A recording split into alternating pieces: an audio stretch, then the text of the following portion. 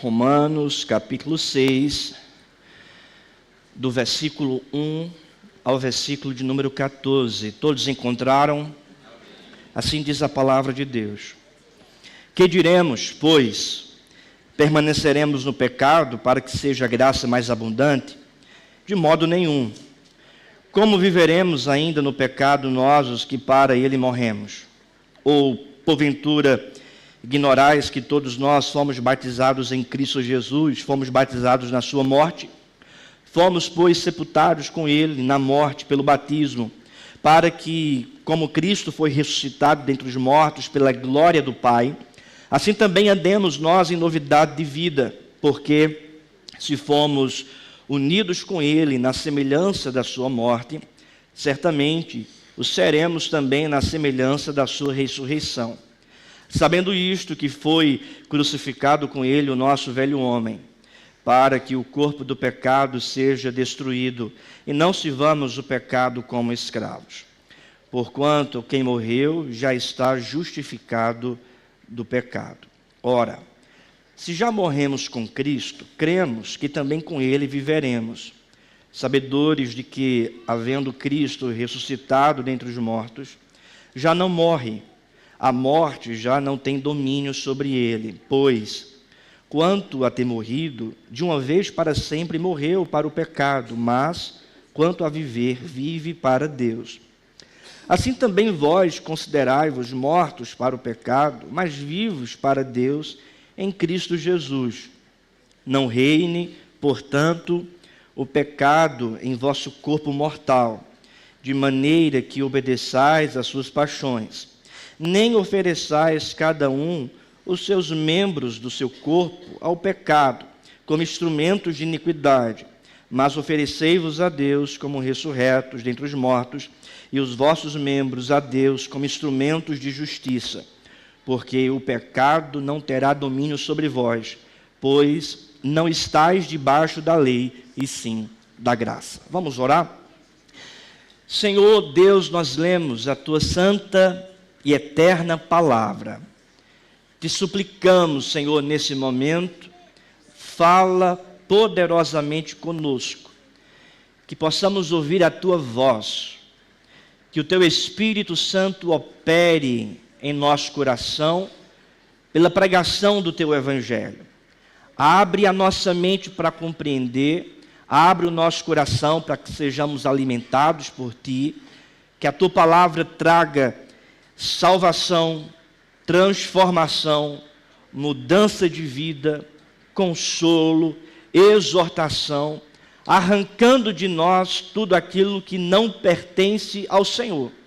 Que a tua palavra opere em nós poderosamente e que possamos sair daqui, deste lugar, convictos de que ouvimos a tua voz. Assim nós oramos em nome do Senhor Jesus. Amém. Podeis sentar, meus irmãos.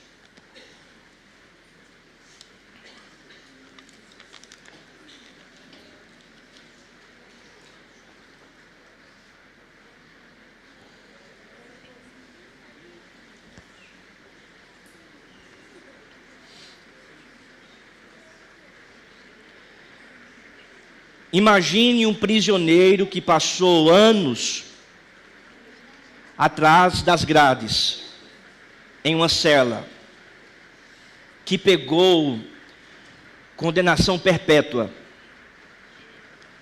e que depois de alguns anos preso, ele recebe então uma notícia de perdão, que ele foi perdoado, e que está livre. Entretanto, ao invés de ele sair da cela, ele continua ali. Ele decide permanecer naquela cela, ainda preso. E talvez você diga, isso é um absurdo, porque ele está livre, ele pode sair. Por que ele continua ainda ali? Por que ele permanece, quer ficar ainda preso naquela cela? Talvez você pense isso, que seja um absurdo. Entretanto, esta é a realidade de muitos cristãos que foram libertados por Cristo Jesus do pecado, da morte de Satanás, mas que ainda decidem permanecer em uma cela. Ainda decidem permanecer escravos do pecado. O texto que nós acabamos de ler trata sobre a liberdade que o Evangelho propõe eficazmente na vida de pecadores. Para nós entender esse texto, é muito importante nós compreendermos o contexto do capítulo 6 da carta de Paulo aos Romanos. O apóstolo Paulo está aqui tratando primeiramente da justificação pela fé. No capítulo 1, versículo 16, Paulo afirma que não se envergonha do Evangelho, porque é o poder de Deus para a salvação de todo aquele que crê, primeiro do judeu e também do grego, visto que o justo viverá pela fé. Ele vai então desenvolver esse tema importante nos primeiros capítulos, que a salvação, ela acontece por uma obra poderosa de Deus, e que é então apropriada pelo pecador mediante a fé, por meio da fé. A salvação é recebida unicamente por meio da fé, e isso Paulo desenvolve nos primeiros capítulos. No texto em que nós acabamos de ler, Paulo então vai tratar de um outro assunto, a santificação, que é também oferecida eficazmente por Cristo para aqueles que foram justificados por Deus mediante a fé. A justificação é um assunto base para se tratar acerca da santificação, porque santificação, santidade sem salvação se torna legalismo, religiosidade. Então Paulo diz primeiramente que o pecador é salvo por meio da fé, e em Cristo, então, ele é santificado.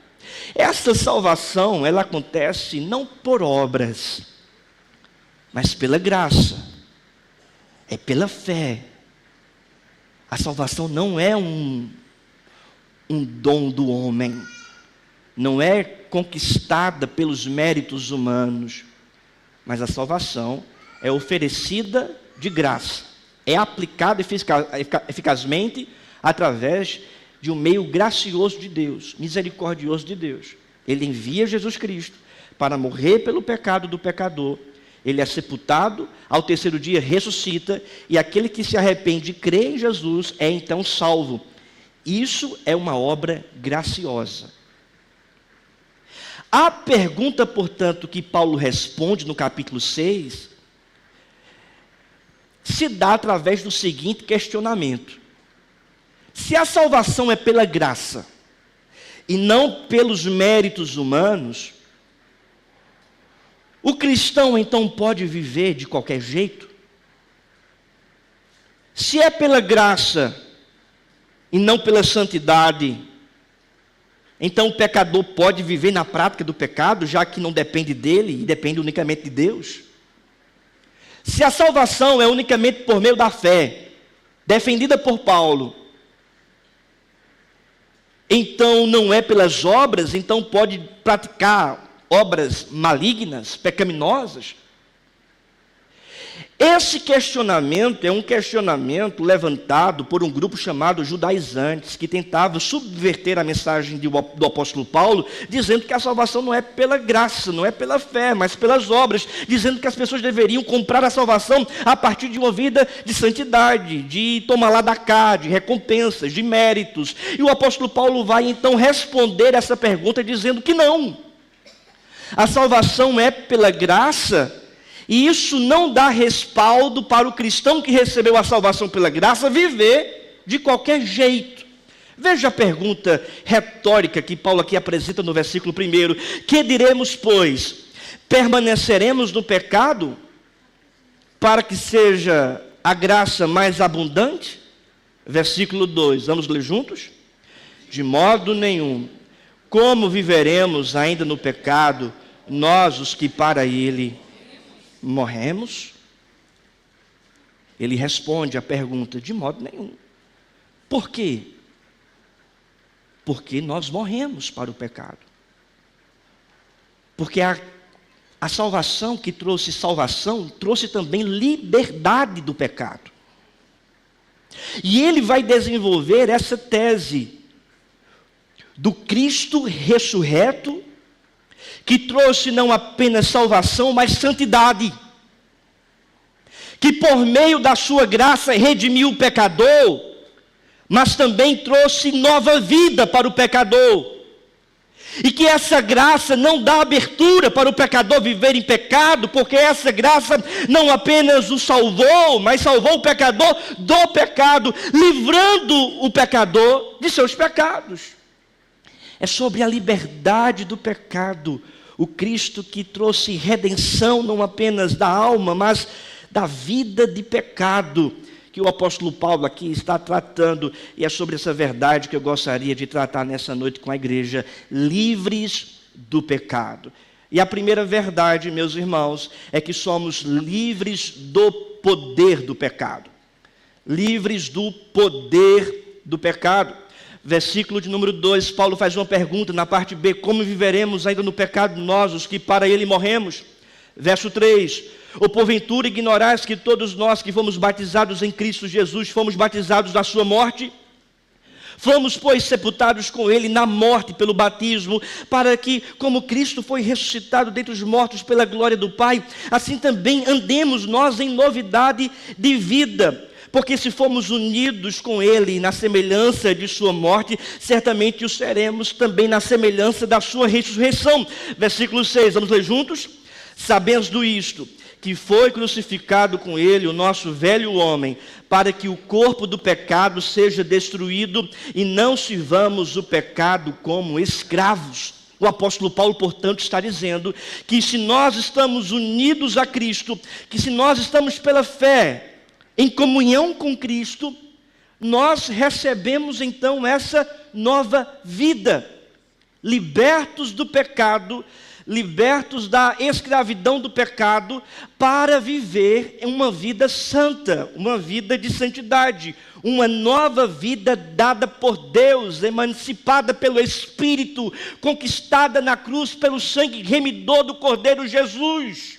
Perceba que o texto, portanto, está dizendo que a salvação que nós recebemos da graça de Deus nos impulsiona para vivermos em novidade de vida. Essa graça que nos salvou nos trouxe liberdade do poder do pecado. O pecado não tem mais o poder de controlar a nossa vida. O pecado não tem mais poder de reinar sobre nós. O pecado não pode mais conduzir o seu coração, a sua mente, o seu pensamento, as suas ações, porque Cristo te livrou do poder do pecado.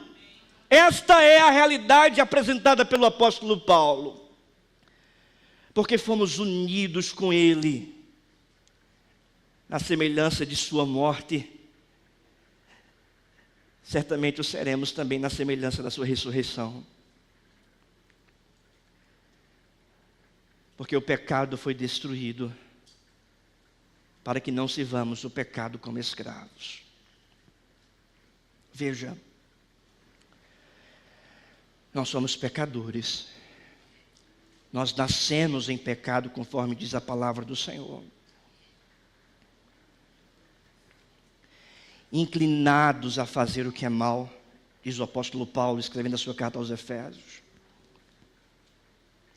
Como um peixe morto que segue o fluxo do rio, nós éramos assim, mortos em nossos delitos e pecados. Estávamos debaixo do poder do pecado. E o pecado é a desobediência a Deus. O pecado é quebrar a lei de Deus. O pecado é fazer aquilo que desagrada ao Senhor.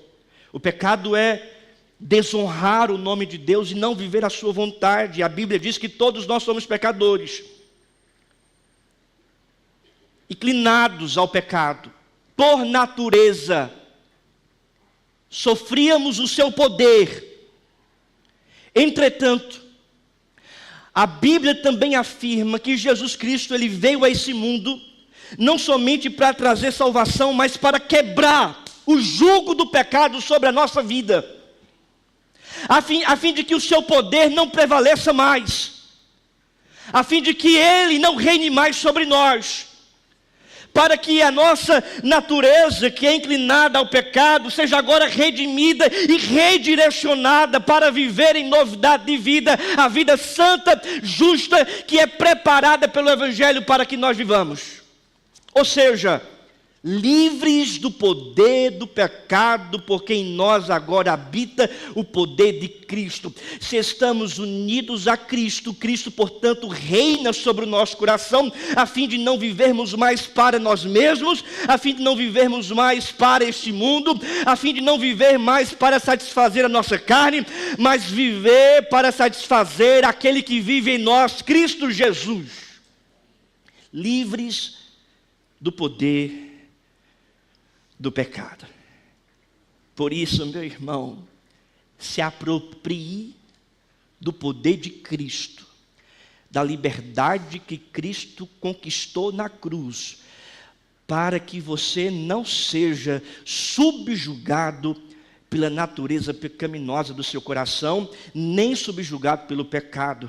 Porque entenda essa verdade, essa realidade que está acima do seu sentimento, acima das suas emoções e acima daquilo que aparenta. A realidade é essa: você não é mais escravo do pecado. E talvez você pense: pastor, isso é uma realidade muito distante da minha. Eu vivo escravo do pecado, eu não consigo me libertar dos meus vícios, eu tenho os meus problemas. E talvez você pense dessa forma, olhando para a situação que você vive, cercado pela imoralidade, pelos vícios da sua carne, pelo pecado que rodeia você. Entretanto, existe uma realidade que sobrepõe aquilo que você vê e aquilo que você sente. E essa realidade está na palavra de Deus. E se aproprie, portanto, dessa realidade. Qual é a realidade?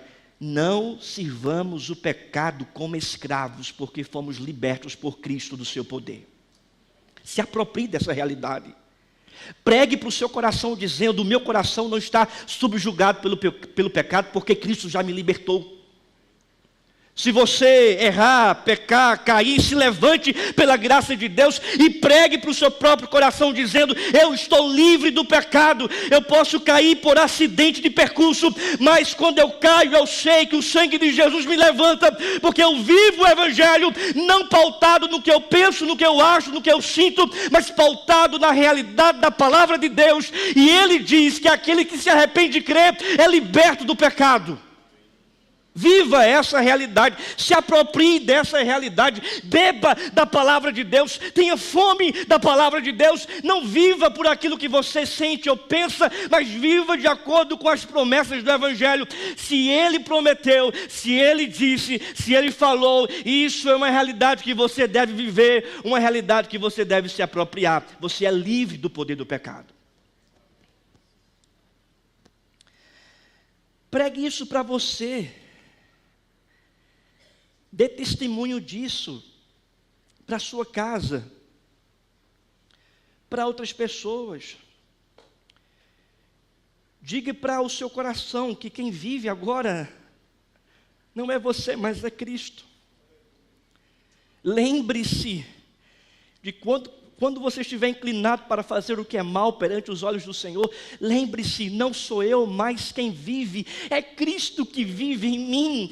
Eu me nego, eu nego a minha carne, eu tomo a minha cruz, porque quem vive agora não sou eu, quem reina não é o meu pecado, quem governa a minha vida não é mais a minha natureza carnal, mas quem governa a minha vida é Cristo, é o poder de Cristo, é a realidade dessa promessa gloriosa que o pecado não tem mais poder para nos subjugar, para nos conduzir, para reinar sobre nós. Pelo contrário, estamos debaixo do poder de Cristo.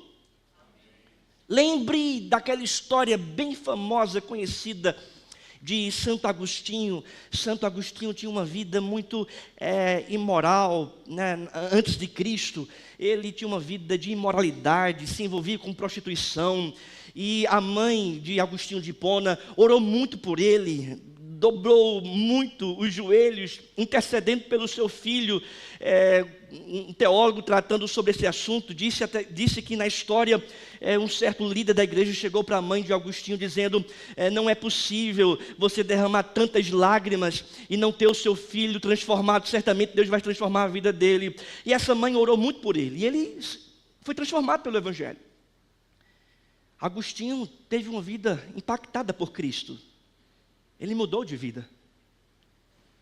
E certo dia, descendo as ruas de Cartago, na África, onde ele vivia, já depois de ter uma vida transformada por Cristo, descendo aquela ladeira, uma prostituta viu Agostinho, e era uma mulher que tinha se relacionado com ele antes da sua conversão. E ele descendo, aquela prostituta começou a falar: Agostinho! E chamar por ele: Agostinho! Agostinho! E ele, não querendo responder, não respondendo, só descia, só caminhava. E ela atrás dele, chamando pelo seu nome: Agostinho! Agostinho! E ele continuando descendo. Teve um momento que aquela mulher se colocou na frente dele e agarrou, dizendo: Agostinho, você não lembra de mim? Você se esqueceu? Agostinho então olhou para ela e disse: eu lembro de você. Eu sei quem você é. Mas não sou eu mais quem vive. É Cristo que vive em mim. Eu não pratico mais as mesmas práticas de antes. Cristo mudou a minha vida. O poder de Cristo reina sobre o meu coração. Pregue este evangelho. Se aproprie desse evangelho. Diga para você mesmo: quem reina no meu coração é Cristo. Ele é quem reina e tem poder sobre a minha vida. Se aproprie dessa realidade. E quando você estiver em dias difíceis, clame a Deus dizendo: Deus, arranca do meu coração todo pecado, todo caminho mau, porque o Senhor diz que o pecado não reina mais sobre mim, sobre o teu povo, sobre a tua igreja.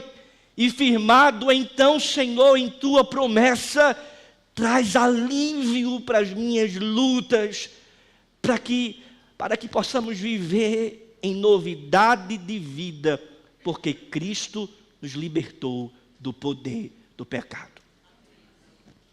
Segunda verdade: livres do castigo do pecado.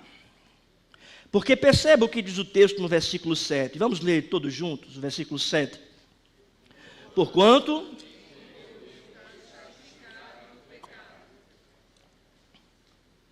Para ensaio foi bom, irmãos. Vamos ler mesmo, tá? Toda igreja. Porquanto quem morreu está justificado do pecado. Sabe o que o apóstolo Paulo está dizendo? Que a nova vida santa, pautada pelos princípios do Evangelho e não mais pela carnalidade, essa vida que morreu para o pecado e que vive para Deus, essa vida, ela é justificada. Uma evidência da justificação é a santificação.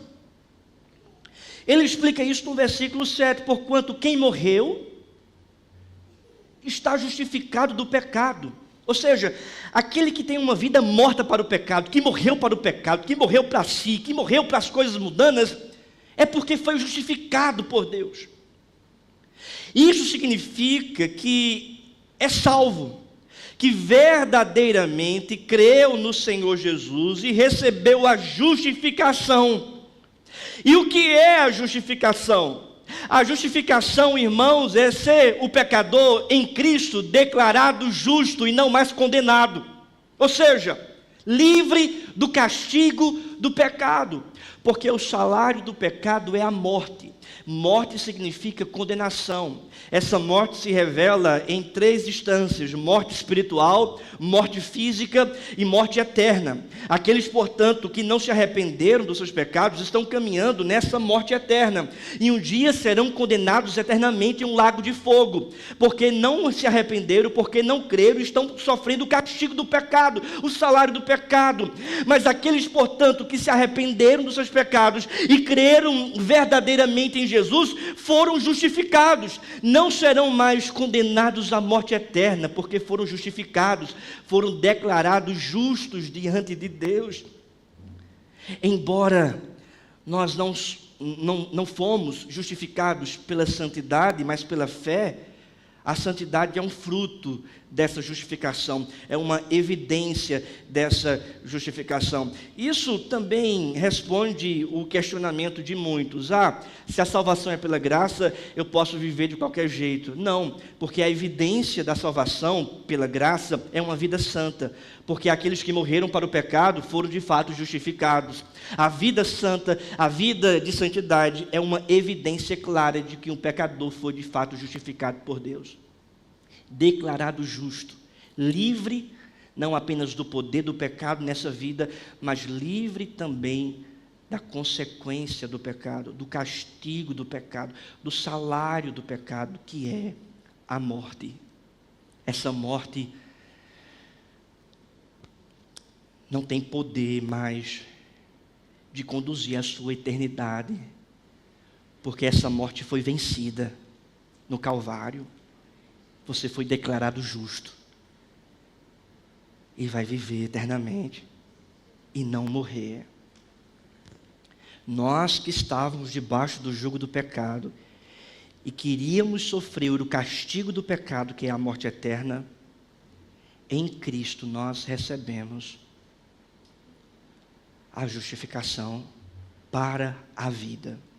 Se você ler Romanos capítulo 8, Romanos capítulo 5, voltar uma página aí, você vai perceber no versículo 18, dizendo: assim, pois, como por uma só ofensa veio o juízo sobre todos os homens para a condenação, assim também por um só ato de justiça veio a graça sobre todos os homens para a justificação que dá vida.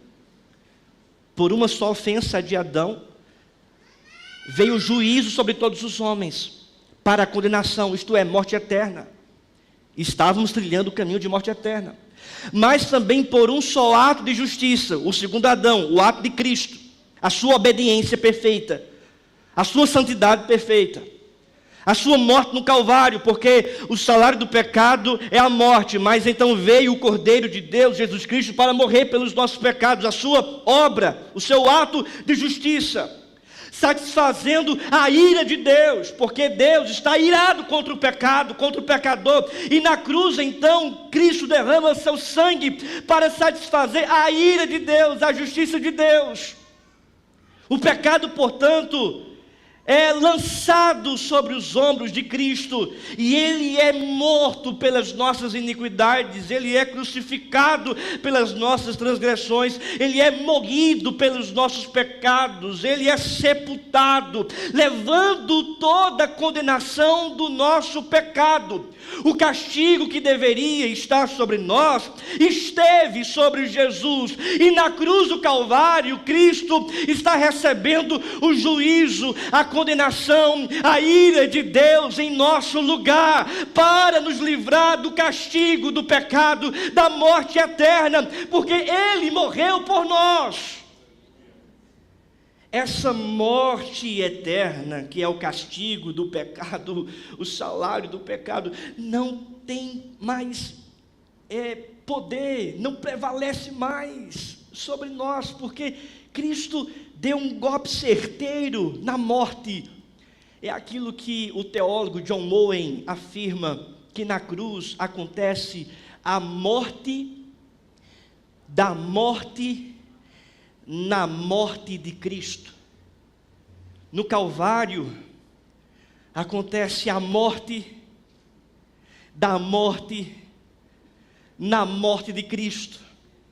Cristo morre para matar a morte que nos assolava, de tal modo que se eu estou em Cristo, essa morte não prevalece mais.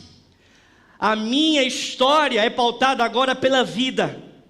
Eu não apenas vivo em novidade de vida, longe do poder do pecado, mas agora eu vivo livre da condenação do pecado, livre do castigo do pecado. O que sobre mim repousa é paz, é liberdade, é consciência de que os meus pecados foram perdoados pelo sangue de Jesus Cristo. É por isso que Paulo afirma no capítulo 8, nenhuma condenação há para aqueles que estão em Cristo Jesus. Por quê? Porque Cristo pagou o preço do pecado.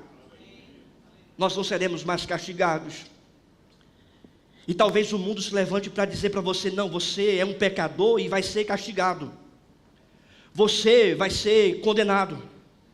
Talvez Satanás se levante para dizer para você que você vai para o inferno, que não tem perdão para os seus pecados.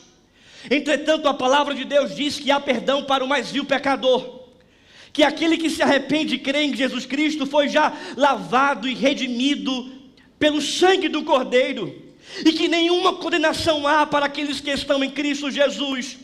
Você, portanto, vai sofrer acusação, vai sofrer ofensas, oposições em relação à sua vida, mas você apresenta não a sua vida, você apresenta as marcas da cruz, você apresenta o sangue de Jesus. Você diz que o seu representante, o teu advogado é Jesus Cristo, aquele que venceu e morreu pelos teus pecados. Ele nos livrou do castigo do pecado. Não há mais condenação, não há mais juízo. O que há agora é salvação. Algumas aplicações, irmãos, sobre essa verdade. Não viva tentando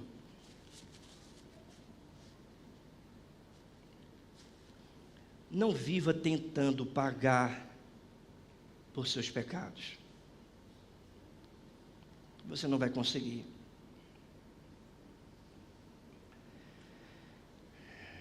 Não viva tentando pagar por seus pecados, você não vai conseguir. Porque você vai ter uma vida ansiosa, uma vida marcada por angústias, por ansiedade. Não viva tentando pagar os seus pecados, sabe por quê? Cristo já pagou na cruz. Cristo já pagou na cruz. Culpas passadas não devem mais governar a sua consciência. Culpas passadas não devem mais governar a sua consciência. Em Cristo você é perdoado e aceito.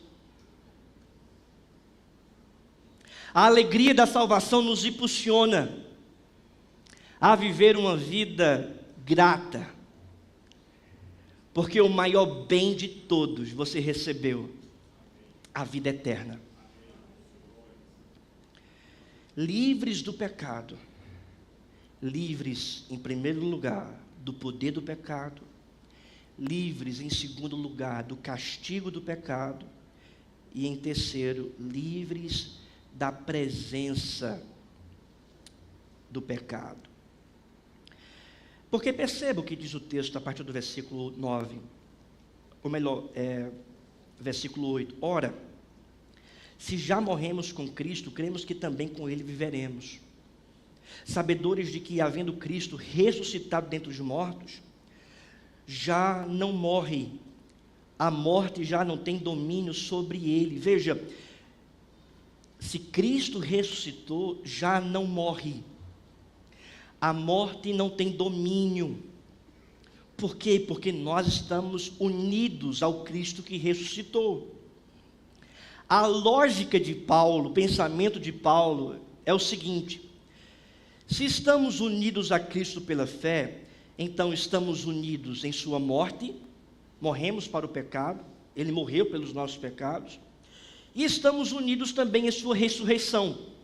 Nós vivemos em novidade de vida, mas um dia também ressuscitaremos, porque Cristo está hoje à destra de Deus Pai, em um corpo glorificado, e um dia também ressuscitaremos para a vida eterna, em um corpo glorificado. Assim também, versículo 11, assim também vós considerai-vos mortos para o pecado, mas vivos para Deus em Cristo Jesus. O argumento do apóstolo Paulo é o seguinte: vocês já têm essa posição, já possuem essa posição de ressuscitados em Cristo. Perceba o argumento inicial de Paulo no versículo de número 4. Fomos, pois, sepultados com ele na morte pelo batismo, para que, como Cristo foi ressuscitado entre os mortos pela glória do Pai, assim também andemos nós em novidade de vida, porque se formos unidos com ele na semelhança da sua morte, certamente o seremos também na semelhança da sua ressurreição. Ou seja, se Cristo ressuscitou, um dia também seremos ressuscitados pelo poder que ressuscitou Cristo. Em outras palavras, o apóstolo Paulo está afirmando que o nosso fim é a ressurreição, onde teremos um corpo semelhante ao de Cristo, um corpo incorruptível, sem a possibilidade de pecar, porque não haverá mais a existência do pecado. A morte já passou, ela não prevalece mais. O que prevalece agora sobre a vida do crente é a vida, e essa vida, ela está sendo pautada hoje pela vida de santidade, mas ela será também pautada futuramente pela ressurreição do último dia. Assim como ele ressuscitou, um dia, meu querido irmão, ressuscitaremos para a glória de Deus Pai, e habitaremos em novos céus, em nova terra, em um corpo livre plenamente do pecado. A batalha e a luta contra o pecado terminou, porque estaremos na glória eterna, onde lá não há possibilidade de pecar, porque o pecado não vai mais existir. Essa é a nossa trajetória e o nosso fim. Paulo, escrevendo a sua carta aos Efésios, ele vai dizer que ele nos ressuscitou juntamente com Cristo. Veja, ele morreu, Cristo morreu, então nós morremos para o pecado. Jesus Cristo ressuscitou, e ele também nos ressuscitou e nos fez assentar nos lugares celestiais em Cristo. É o que diz o apóstolo Paulo na sua carta aos Efésios, capítulo 2. Mas talvez você pergunte: não, pastor, mas eu estou aqui, eu não estou no lugar celestial. Entretanto, o que Paulo está tratando é de uma realidade que ainda vai acontecer, mas já é realidade. Promessa e realidade para Deus são as mesmas coisas. Para Deus nós já estamos lá. Nós estamos nessa trajetória indo para a cidade celestial. Paulo fala sobre isso na carta aos Romanos, no capítulo número 8, versículo 28. Sabemos que todas as coisas cooperam para o bem daqueles que amam a Deus, daqueles que foram chamados segundo o seu propósito. E ele afirma no versículo 29, porquanto os que de antemão conheceu, a esses predestinou para serem a imagem do seu Filho, e aos que predestinou, a esses também chamou, e aos que chamou, a esses também justificou, e aos que justificou, a esses também o quê? Glorificou. Um corpo glorificado, longe da presença do pecado. Você luta contra o seu pecado hoje. Você luta e trava as batalhas espirituais hoje. A Bíblia também afirma que a carne milita contra o Espírito, e o Espírito contra a carne, porque são opostos entre si. O pecado não reina mais sobre nós, mas somos ainda pecadores porque habitamos nesse corpo carnal. Nós pecamos como cristão por acidente de percurso, mas haverá um dia, meu querido irmão, em que nesse dia glorioso, Cristo um dia vai retornar, e nesse dia do seu retorno, nós ressuscitaremos em um corpo glorificado, semelhante ao corpo de Cristo, e nesse dia o pecado não mais vai existir em nós e em nenhum outro lugar. Por quê? Porque o Evangelho nos livra também da presença do pecado.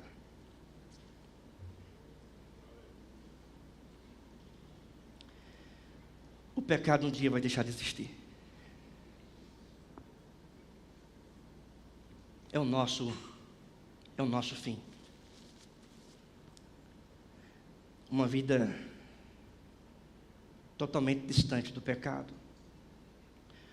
Pecado que causa males, sofrimento, tragédias existenciais, familiares, cósmicas nesse mundo, guerras, destruição.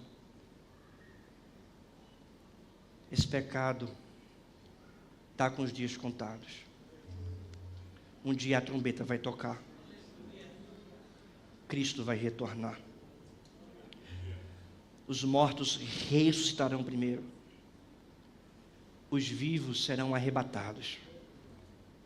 Nós seremos transformados em um corpo glorificado, sem mais a presença do pecado. E habitaremos na Nova Jerusalém, a cidade celestial, sem a presença do mal. E nesse lugar não haverá choro, não haverá dor, não vai ter lutas, não vai ter pranto, não vai ter morte. Porque nesse lugar o pecado não existe. Estaremos na presença de Cristo por toda a eternidade. Porque Ele nos amou primeiro e nos libertou do poder, do castigo e da presença do pecado. É uma realidade. Ainda não, mas para Deus já é uma realidade. Quais são, portanto, as aplicações que Paulo traz para a nossa vida? Versículo 12. Não reine, portanto, o pecado em vosso corpo mortal, de maneira que obedeçais às suas paixões. Paulo está dizendo, veja, se Cristo nos libertou do castigo do pecado, do poder do pecado, da presença do pecado, então que o pecado não reine mais sobre a sua vida e que você então não fique entregue às suas próprias paixões. Lute contra as suas próprias paixões. Faça guerra contra as suas próprias paixões. Versículo 13. Não ofereçais cada um os membros do seu corpo ao pecado, como instrumentos de iniquidade, mas ofereçai-vos a Deus como ressurretos dentre os mortos, e os vossos membros a Deus como instrumentos de justiça. Deus, Ele está preocupado com o seu corpo, é uma segunda implicação. Ele está preocupado não apenas com a sua alma, mas também com o seu corpo, com o seu material. Ele está dizendo, não ofereça o seu corpo para a imoralidade, para o pecado, mas ofereça para Deus. Que a sua vida por inteira seja um instrumento nas mãos do Senhor, e que você viva para a glória de Deus, que os membros do seu corpo sejam para a glória do Senhor. É isso que Paulo está dizendo aqui. E uma terceira implicação do versículo 14, porque o pecado não terá domínio sobre vós. É uma realidade que você tem que se apropriar, pois não estás debaixo da lei, e sim da graça. Aleluia, pela graça de Deus. Sabe por quê? Porque se depender de você, você vai viver debaixo do pecado. Se depender de você, você vai estar o tempo todo escravizado ao pecado. Se depender de você, você não vai vencer o pecado. Mas graças a Deus por esse favor imerecido que vem da parte do Senhor. E essa graça é que nos possibilita andar em novidade de vida, se afastar do pecado e viver para a glória de Deus. Talvez você diga, eu não consigo, reverendo, eu não consigo me afastar, eu não consigo me libertar, e você não consegue mesmo, mas graças a Deus, pela graça do Evangelho, a graça é um favor imerecido. Ele vem sobre você com poder, com glória, com a atuação do Espírito Santo, para te libertar poderosamente dos seus pecados. Isso é graça de Deus. Você pode fazer todas as estratégias possíveis para se afastar do pecado. Mas se você não dobrar o seu joelho e clamar pela graça de Deus na sua vida, você vai cair o tempo todo. O segredo da santificação não está em estratégias mirabolantes que as pessoas podem fazer. O segredo da santificação não está em estratégias e potências que você pode realizar. O segredo da santificação não repousa no seu braço forte, porque de forte, meu querido, você não tem nada. Quem é forte é Jesus. E pela graça dele, você pode caminhar com seus joelhos dobrados, clamando pela santificação graciosa. Você vai dando passos em santidade, lutando contra o pecado. Em um momento ou outro você vai cair, mas aí você lembra da graça. É a graça que me redime, que me levanta novamente, porque você está firmado não nos seus méritos, mas você está firmado unicamente nos méritos de Cristo, e baseados na graça e nos méritos de Cristo, você se levanta novamente. E você caminha baseado na graça, dá outro passo de santidade, de santificação. E quando você novamente pecar, porque você ainda é um pecador nesse mundo, santificado, mas ainda é pecador, você se lembra novamente da graça do Evangelho, essa graça que te restaura, te renova, dá em você um espírito novo e te levanta novamente. Sabe por quê? Porque você vai viver em novidade de vida por causa da graça de Deus, fundamentado na graça de Deus. Não é em teu mérito, não é em teu poder, não é em tua força, mas é unicamente na graça de Deus, porque o pecado não terá domínio sobre você, porque você já está dominado pela graça que há em Cristo Jesus. Livres do poder do pecado, do castigo do pecado e também da presença do pecado. Você era um prisioneiro que tinha recebido uma condenação perpétua. Mas chega a boa notícia do Evangelho. Jesus Cristo veio e pagou os teus pecados no Calvário. Você está livre. Não há condenação mais sobre você. Você tem paz com Deus. Saia dessa cela. Saia dessa prisão. Se agarre à graça do Evangelho e aos méritos de Cristo. E saia dessa prisão. Pelo poder que há no Evangelho do Senhor Jesus, viva em novidade de vida. Peça para Deus repreender todo o caminho mau do seu coração. Se arrependa dos seus pecados. Não abra mão de ter a propriedade da palavra de Deus reinando sobre o seu pensamento. Não é o que eu penso, não é o que eu sinto, não é quando eu caio, mas é a realidade do Evangelho sobre mim. O pecado não reina mais sobre mim, porque quem reina sobre mim é Cristo. Se apegue aos méritos de Cristo e saia dessa cela e viva de uma vez por todas como alguém livre do poder do pecado, do castigo do pecado e da presença do pecado. Fiquemos de pé, meus irmãos, e vamos orar.